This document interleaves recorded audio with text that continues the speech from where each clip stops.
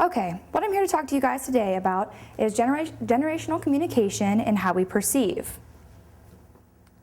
Everyone uses verbal, nonverbal, and written communication. In the United States, nonverbals and verbals have a common meaning. For example, yes means yes and means no. Communication among generations tend to be a blur.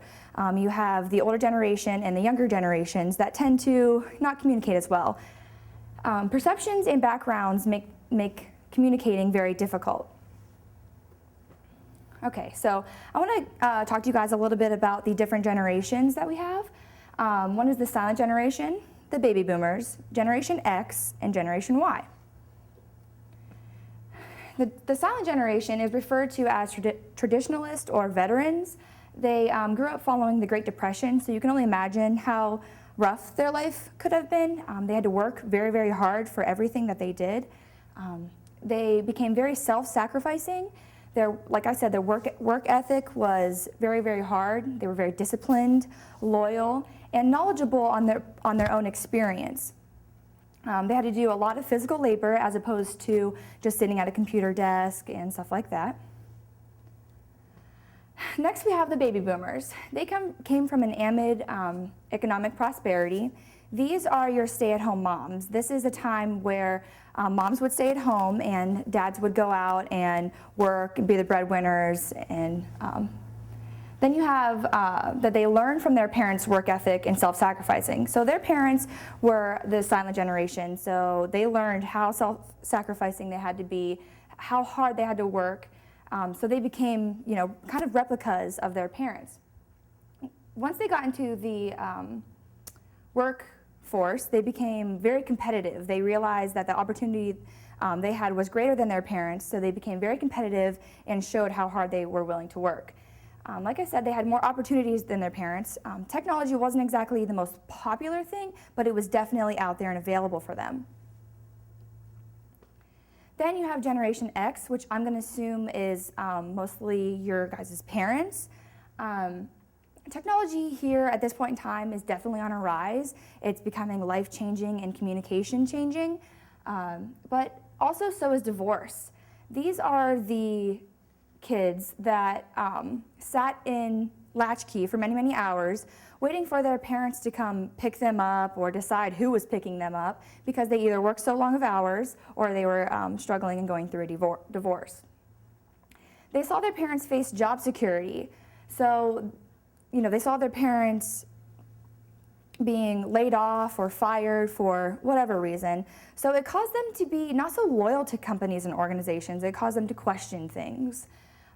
They worked to give their children a better childhood that they had. They worked against divorce, and they also didn't want to spend so much time at their job, so they could get home, pick up their children from school and get home as fast as possible to spend with their family.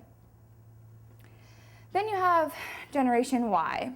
I put this date up there because I want you guys to see, kind of have a grasp of who you guys as a generation are. If you were born from 1981 to 2000, you're considered Generation Y. We are also known as the Millennials. We have technology is definitely insane nowadays. It is life-changing. We use text messaging, emails, phone calls, anything to avoid face-to-face communication. We are also known as the most educated generation there is. It is very common for high school graduates to go on to college, and even college graduates to go on to their master's degree and even pursue their PhD. It is very common. We have been showered with self-confidence. We have been told ever since a young age that we could do whatever we wanted whatever we wanted to do. We set our heart out to something that we could do it. And it's definitely caused some growth problems over time. So I want to tell you guys a little bit about my intergenerational experience. I worked for a large agency over the summer, and I worked very closely with a woman who happened to be a baby boomer. I had to do a lot of writing for her, turn in a lot of projects to her, and she disliked how I will admit I had typos and grammatical errors, She was very, very smart, and she knew all of her grammar and everything, like off the top of her head. She would mark up my papers with red pen with no problem. So I had a really big project that I turned in, and she disliked how I did the whole entire project. So what I'm getting to is after she told me that she disliked the project, she went to my intern supervisor, who then in turn went to me to talk about how awful this project was. I felt a little offended by this because I wanted her to just come to me and tell me the problem. If she had a problem with me, I feel as if she could have, came to me and told me. That's because my generation, if we have a problem with someone, we're most likely going to tell them. And her generation, how she grew up is she knew that she had to go through the organizational procedures and go through the tiers of how problems should be solved. So there's just an example of how communication between generations can differ. So we could say that the silent generation and baby boomers are lumped into one category, and the Generation X and Generation Y are lumped into another category. And they kind of are, they're two very different categories, and they could kind of go against each other. So I'm just going to reiterate a little bit about what each one of them are, and then get to why they dislike each other almost, and why communication is hard between the two groups.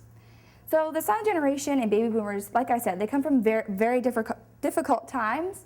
They had to work hard for everything that they had, manual labor, physical labor, they had to do that. Little education and opportunities. Education wasn't really as popular as it definitely is now. They didn't really have the government funding that we do have now. The government wasn't willing to just give out millions and millions of dollars to them for their education. They also had very little technology. They had to memorize anything, all grammar, all spellings, everything that they learned and experienced, it had to stick with them because they couldn't, just easily Google something or look it up really quick. So then in retrospect, we have the Generation X and Generation Y, which are kind of like our parents and ourselves. We depend on technology. I know, people our age suffer having face-to-face conversation. It makes them nervous. It gives them anxiety, which is, when you're trying to communicate within the workplace, that's something that is definitely an issue. We are highly educated. Like I said before, we go on to get our master's degree, our PhD. We have all of this knowledge embedded in us, but do we have the workplace experience to be put into the workplace? We are showered with self-confidence. This means that we've been told we can do whatever we want since day one. If we have the effort and the drive for it, we can do it. But what happens when we get told no? What happens when we get told that we aren't doing as well as expected? And what happens when we do things wrong? We are not used to that criticism. We are given financial aid by the government for all of our education. We have these more opportunities out there than ever before for us to be educated. So can you feel the animosity of a generation that had to work so hard for everything that they did, manual labor, physical labor? They had to learn by experience and memorize everything. They weren't given very much. They had no technology to back them up. Coming and working with a generation that was basically promised all of this knowledge, handed a lot of things to them. They had Google to back them up for everything. We have Word now to fix our grammatical errors and our misspellings. Can you feel the animosity of how a generation that had to work so hard has difficulty communicating with a generation that takes grammar and misspellings and just writing in general very nonchalant, misspellings are okay because Word will fix it. So I just want to point out that there's definitely a generational gap here, and the communication between the two lumps of generations are very difficult within the workplace. Thank you.